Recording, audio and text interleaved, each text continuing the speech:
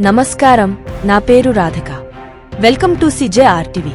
తాజా వార్తల విషయానికి వస్తే, యూట్యూబ్ ఛానళ్లకు BRS working president KTR warning ఇచ్చారు.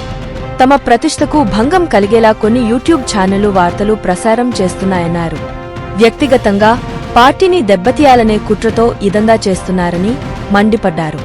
ఈ మేరకు సోషల్ మీడియాలో ట్వీట్ చేశారు.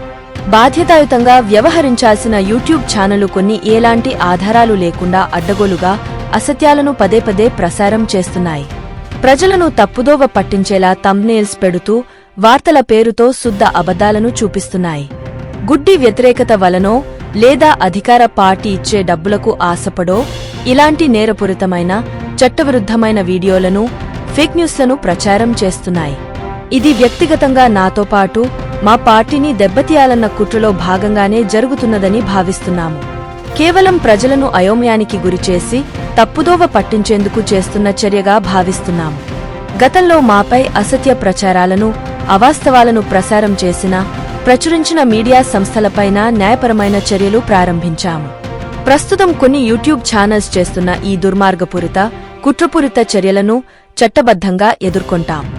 అసత్యాలను అదేపనిగా ప్రచారం చేసి అడ్డమైన థంబ్నెయిల్స్తో వార్తల పేరిట ప్రాపగండకు పాల్పడుతున్న యూట్యూబ్ ఛానళ్లపైన పరువు నష్టం కేసులు నమోదు చేయడంతో పాటు క్రిమినల్ చర్యలు తీసుకుంటాము.